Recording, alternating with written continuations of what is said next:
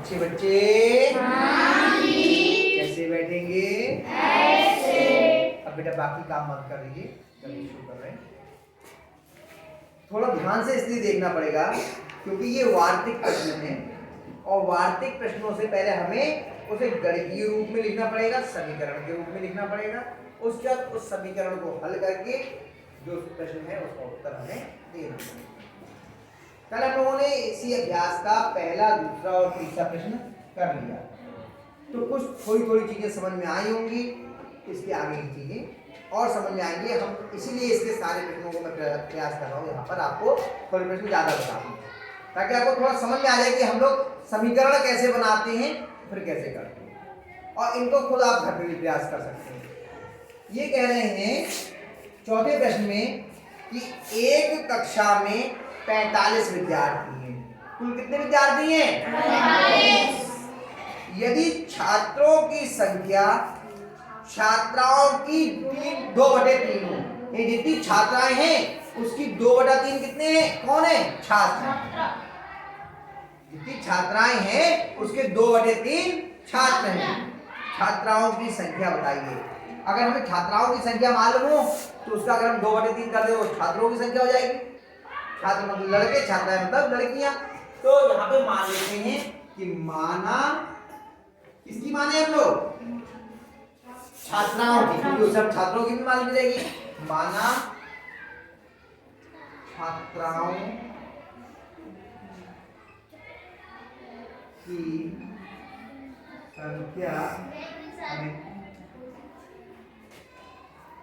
संख्या बराबर है।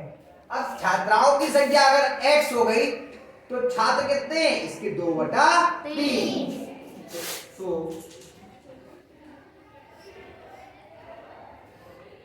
छात्रों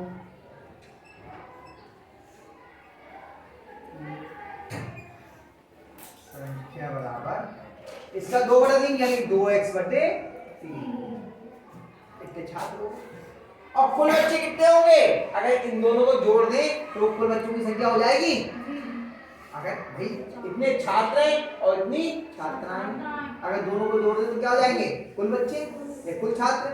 तो क्या हो जाएगा? प्रश्नानुसार, यानी कि प्रश्न के अनुसार 2x/3 धन x बराबर कितना हो जाएगा? कुल बच्चे कितने हैं? 45। आगे गणितीय रूप में। और ये हमें पहले मालूम था कि अगर हमें जोड़ना है देखो इसमें हमें x का मान ज्ञात करना होगा, इसे हल करना है तो दोनों ही बाएं पक्ष में है। और अगर एक भी भिन्न के रूप में होता तो हम क्या करते हैं? भिन्न का लासा लेकर के तो हल करते हैं। इसके बदले में हमने क्या मान लिया है? 1 और 3 और 1 का लासा कितना आएगा? 3। अगर दोनों में से कोई एक संख्या 1 हो तो जो दूसरी संख्या होती है वही तो लासा हो जाती है 3 लासा। अब इससे इसको भाग किया 3 एकम 3, 1 से इसकी गुणा करें तो 2x। इसी वाला निशान लगाया। 1 से 3 को भाग दिया कितने बार गए? 3। 3 की 1 से गुणा करें कितना गया? 3 है बराबर 45। अब 3 इधर भाग में इधर काय में जाएगा? गुणा में। और 2x और ये 3x दोनों समान चिन्ह के जुड़ गए, कितने हो गए? 5x बराबर 45 गुणा 3। अभी गुणा नहीं करेंगे, अभी रुकते। 5 इधर गुणा में इधर काय में जाएगा? भाग में। अगर जोड़ घटाने में होता तो हम कर लेते, गुणा अभी नहीं कर रहे हैं, हमारी सरल हो जाएगा। इसलिए x बराबर 45 गुणा 3/5। अब देखिए एक अंश और हर ये आपस में 5 से दोनों कट रहे हैं। 5 के बारे में ये भी आता है और 5 के बारे में ये भी। 5 एकम 5, 5 ने 45। x बराबर कितना हो गया? 9 तिया 27। x का मान 27 आ गया। और x क्या है? छात्राओं की संख्या है ना। हमें छात्राओं की संख्या ही बतानी थी तो लिख देंगे छात्राओं की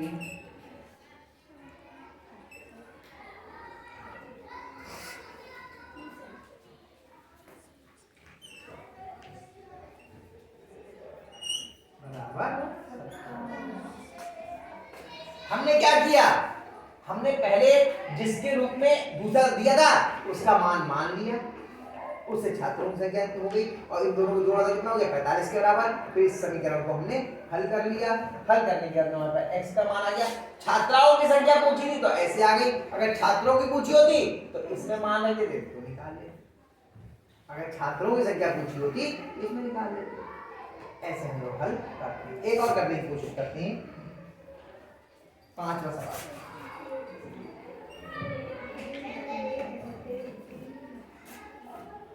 एक संख्या के 1/3 भाग में, संख्या के कौन सा भाग है 1/3 भाग में, उसका 1/4 भाग घटाने पर 1/3 में से 1/4 घटा दीजिए, 4 शेष बचता है। उत्तर कितना आता है 4।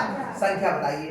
तो बताओ इसमें क्या मानेंगे, क्या चीज मान ले, माना हुआ संख्या कुछ भी मानिए ए है, माना हुआ संख्या ए, माना वह संख्या कुछ भी मान सकते हैं, आपकी मर्जी है, वह संख्या ए। तो प्रश्नानुसार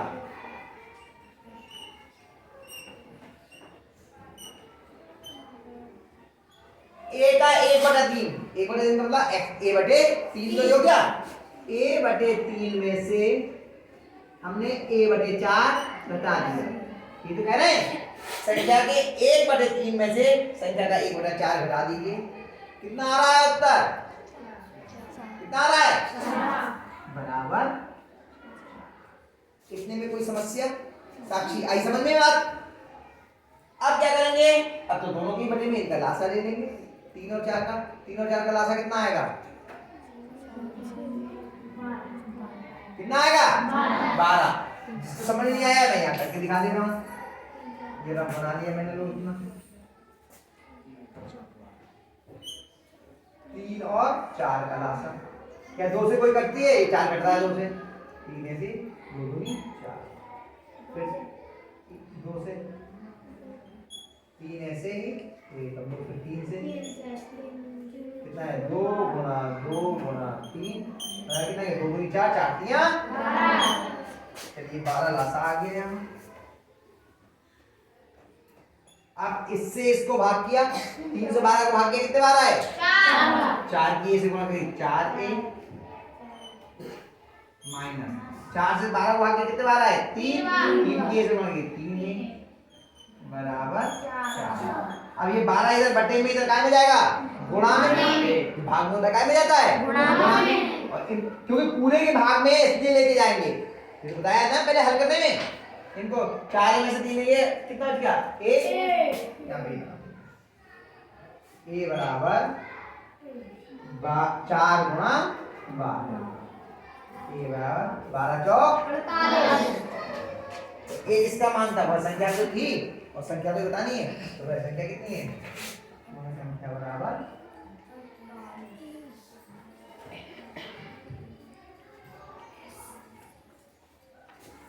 आया थोड़ा समझ में। ये देखो अभी मैं बता रहा हूं, कुछ समझ में आ रहा होगा, थोड़ा बहुत हो सकता है ना भी आ रहा हो, ये नहीं कह रहा पूरा पूरा आ रहा होगा, लेकिन जब इसे आप दोबारा स्वयं करेंगे और ये सवाल आपके पास करा हुआ होगा तब आपको थोड़ा सा समझने में आसानी होगी। और फिर कोई संकट हो, कोई समस्या हो तो मैं हूं ही यहाँ। अगला करके देखें, बहुत अच्छा करें।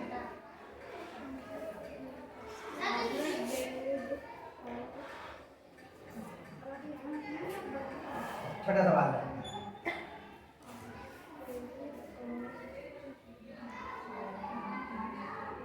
आदर्श डेविड और हामिद का कुल भार कितना है 44 किलो। कुल भार कितना है 44 किलोग्राम। यदि डेविड का भार आदर्श के भार से 1.3 किलो अधिक है और हामिद के भार से 2.1 किलोग्राम अधिक हो, यानी कि डेविड के भार को हमने हामिद और आदर्श दोनों के रूप में ले रखा है, ठीक है। तो तीनों का अलग अलग भार याद कीजिए। तो पहले मान लेते हैं डेविड का भार, तो डेविड से हम आदर्श भी निकाल सकते हैं और डेविड से हम हामिद का भी निकाल सकते हैं। तो माना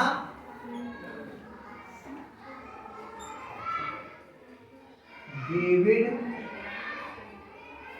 का भार बराबर क्या मान ले बताओ?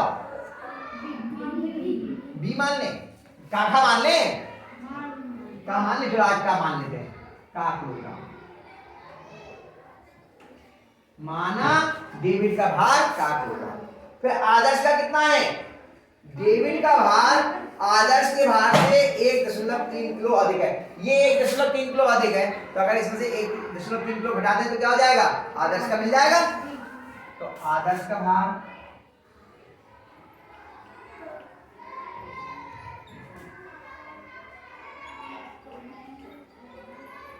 का में से 1.3 घटा दें, किलोग्राम। ठीक हो गया। और तीसरा कौन है? हामिद। हामिद का भार, ये क्या है? हामिद के भार से 2.1 अधिक है, यानी इसमें से अगर 2.1 घटा देंगे तो हामिद का मिल जाएगा, का माइनस 2.1।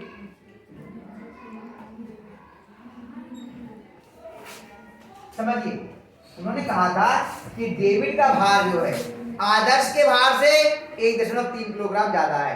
डेविड के में से अगर 1.3 घटा दें तो आदर्श के भार के बराबर हो जाएगा। और हामिद के भार से 2.1 किलोग्राम ज्यादा है, तो इसमें 2.1 घटा दिया तो उसके बराबर हो गया। और तीनों का भार मिला के कितना है? 44। तो इन तीनों को जोड़ेंगे तो कितना आ जाएगा? 44। बात करना शुरू करते हैं प्रश्नानुसार।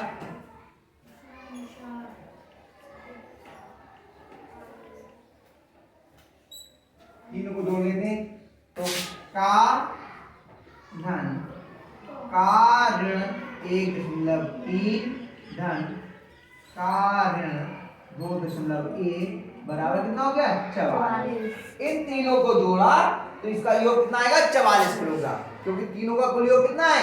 144 किलोग्राम। पहले कोष्ठक को खोलेंगे, क्योंकि कोष्ठक को खोले बिना योग और घटाना नहीं होता।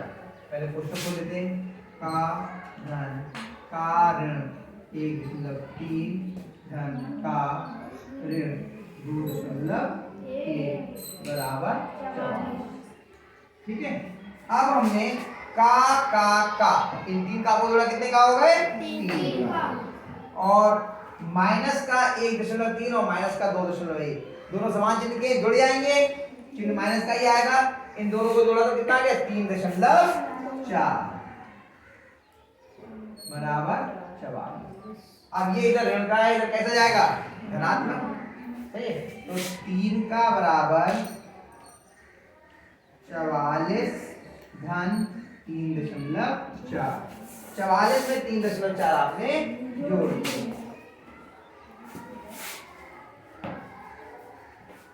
44 में आपने 3.4 जोड़ दिए। ध्यान रखिए, कोई एक भी संख्या दशमलव की हो तो जितनी भी संख्याएं सभी दशमलव में लिखनी पड़ती है, जोड़ और घटाने में। तो 44 को भी कहेंगे 44.0, 3.4 जोड़ दीजिए, 4.437 47.4।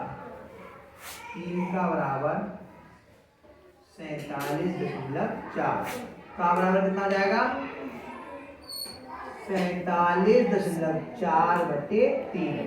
3 से भाग करते हैं, 3 एकम 3, 1 बचे 4 में से 17 हो गए, 3 बचे 15, फिर दशमलव आगे दशमलव लगा दिया, 2 इधर आगे 24, 3 अच्छे 24 का बराबर कितना हो गया? 15.8 किलोग्राम। अब तीनों का भार लिख देते हैं, ठीक है? एक एक करके तीनों का भार लिख देते हैं। ये किसका हुआ? डेविड का। डेविड का तो कहा था ना, अब तीनों का लिख देते हैं। चलो कहाँ लिख दें बताओ? यहाँ लिख देते हैं, यहाँ लिख देते हैं। ब्लैक बोर्ड में जगह कम होती है ना, इस समस्या रहती है, यहाँ लिख देते हैं। ठीक है, यहाँ लिख देते हैं डेविड का भार। आप नीचे ही बताना, आप ऐसे लाइन खींच के मत बताना। डेविड का भार बराबर का था, तो बराबर कितना हो गया? 15.8 किलोग्राम। फिर कौन है? आदर्श। आदर्श का भार बराबर कितना है? का माइनस 1.3, यानी कि का माइनस 1.3 बराबर 15.8 माइनस 1.3। 15.8 में से 15.8 में से 1.3 घटा दीजिए। 8 में से 3 गया 5.5 4 1 14.5 बराबर 14.5 किलोग्राम। और तीसरा कौन है? हामिद। हामिद का भार बराबर का माइनस 2.1 बराबर 15.8 माइनस 2.1 बराबर 15.8 में से 2.1 घटा दिया 7 13.7 किलोग्राम। 13.7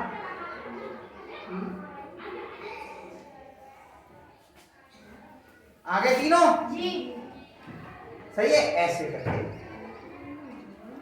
थोड़ा मैंने कहा बहुत सरल नहीं है, वार्तिक प्रश्न है, उनकी पहले समीकरण बनाई फिर उनको हल किया। इनको घर जाके प्रयास करेंगे तब आपको करना। उदाहरण